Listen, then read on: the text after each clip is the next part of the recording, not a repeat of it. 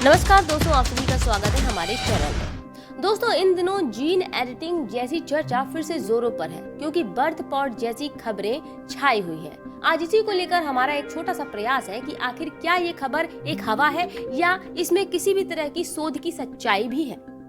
तो दोस्तों, आपको पहले हम बताएंगे कि होता क्या है ये। दोस्तों, जीन एडिटिंग, इसे सरल भाषा में जीनोम एडिटिंग कहा जाता है।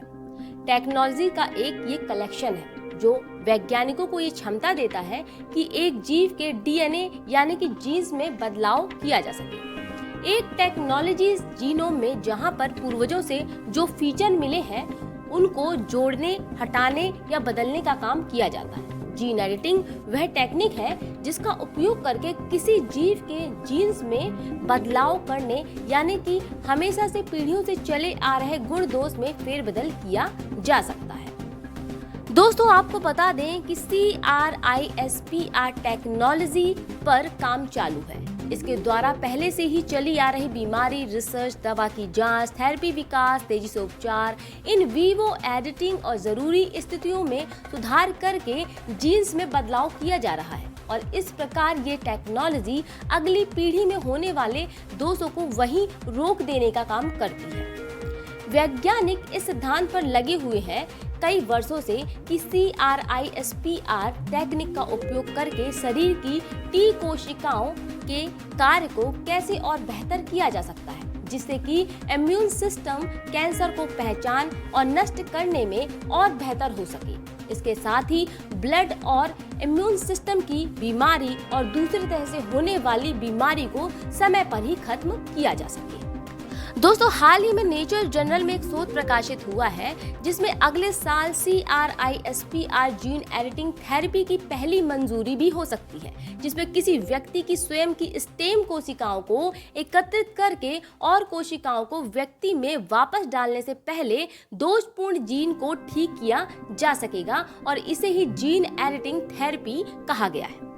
आपको बता दें, कैलिफोर्निया में जब विश्व का पहला जीन एडिटिंग परीक्षण किया गया HIV रोग के लिए, जिसमें लगभग 80 रोगियों के खून से HIV इम्यून सेल्स को हटाया गया था, इसके लिए जिंक फाइबर न्यूक्लियस नामक टेक्निक का प्रयोग किया गया था।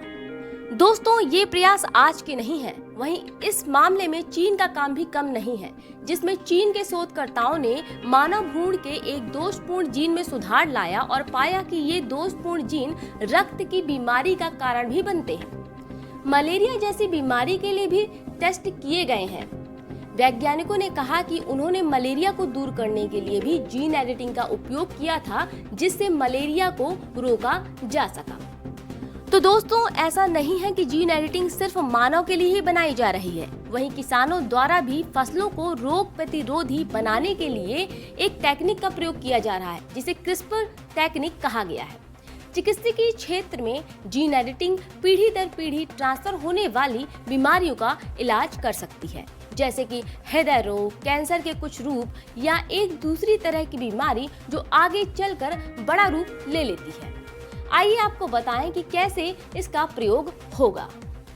जीन एडिटिंग टेक्निक के माध्यम से भ्रूणी अवस्था में ही बच्चे के जीनोम में परिवर्तन किया जा सकेगा, जिससे कि वंशानुगत रोगों को फैलने से रोका जा सकता है और इस तरह से बच्चे आनुवंशिक रोग से मुक्त हो सकेंगे। इस तकनीक का प्रयोग कर भविष्य में ऐसे बच्चे डिजाइन किए जा सकते हैं जो सामान्य बच्चों की तुलना में ज्यादा बौद्धिक और शक्तिशाली भी होंगे, क्योंकि जीन एडिटिंग की जा सकेगी। जैसे हाल ही में एक खबर आई थी इन दिनों कि भविष्य में लेबर पेन से मिलेगा छुटकारा, नकली कोख यानी बर्थ पॉट्स में लेंगे बच्चे जन्म। ऐसी ही टेक्निक पर आधारित हो सकती है ये टेक्निक। दोस्तों, जीन एडिटिंग जैसी तकनीक में वैज्ञानिक जितना ज्यादा सफल होंगे, मानव शक्ति का उतना ही ज्यादा विस्तार भी होगा, क्योंकि बहुत हद तक रोगों पर लगाम लगाया जा सकेगा। वहीं इस पर कई तर्क भी हैं कि जीन एडिटिंग से भविष्य में डिजाइनर बेबी के जन्म की अवधारणा को और भी बल मिल रहा है। मन मुताबिक फीचर डलवा पाएंगे उनके माता पिता, जिससे कि समाज में जटिलताएं और विषमताएं उत्पन्न हो सकती हैं।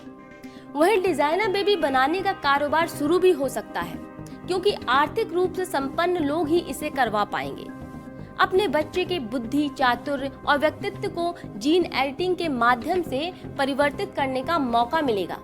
स्वाभाविक है कि इससे सामाजिक भेदभाव को बढ़ावा मिलेगा और आर्थिक बुराइयों का जन्म भी हो सकता है। वैसे किसी भी चीज का विकास या आविष्कार दो तरह के रूपों को जन्म देता है, एक तो उससे होने वाले फायदे और दूसरा उससे होने वाले नुकसान। इसी तरह जीन एडिटिंग भी है, जिसके अच्छे परिणाम है वहीं इसके दूसरी तरफ इसके दुष्परिणाम भी कम नहीं है, क्योंकि इसके द्वारा बनाई गई दुनिया पूरी तरह से इंसानी हाथों में होगी और इस तरह से ये कृत्रिम दुनिया होगी।